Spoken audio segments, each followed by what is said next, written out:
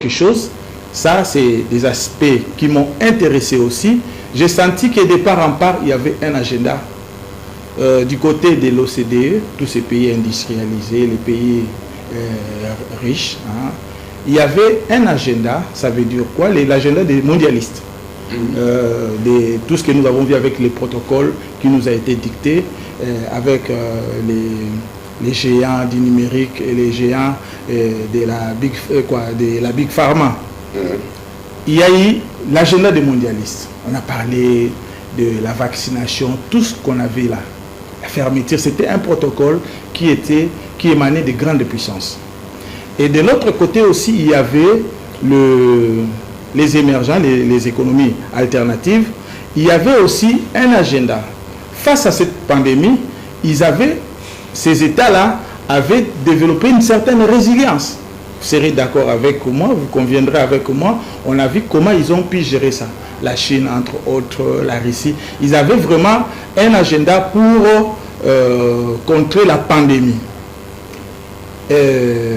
Mais j'ai senti pour l'Afrique, il y avait une absence d'agenda. On était dépossédés.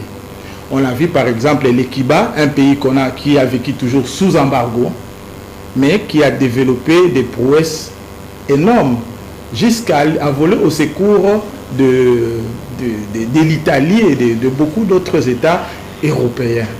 Donc la Covid, j'ai senti que de part en part, il y avait un agenda. Surtout pour les économies émergentes, l'enjeu c'était quoi? C'était protéger leur croissance parce qu'ils avaient besoin de leur croissance pour continuer dans cette guerre, la course au leadership mondial. Donc il faut avoir une économie forte, mais aussi la Covid menaçait la sécurité intérieure de ces États. C'est pourquoi vous allez vous rappeler, on plaignait parfois ces États-là de ne pas communiquer assez, notamment la Chine.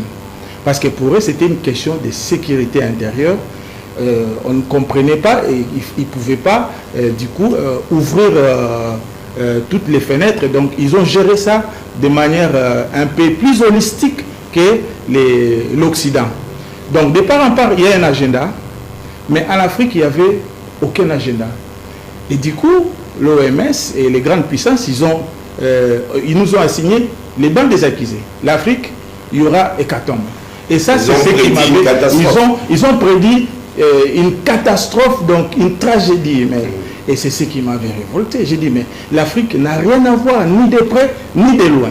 On supposait peut-être qu'il y avait une fuite en laboratoire en Chine, mais comment c'est l'Afrique qui va payer la facture? Et c'est comme ça que je me suis détourné des médias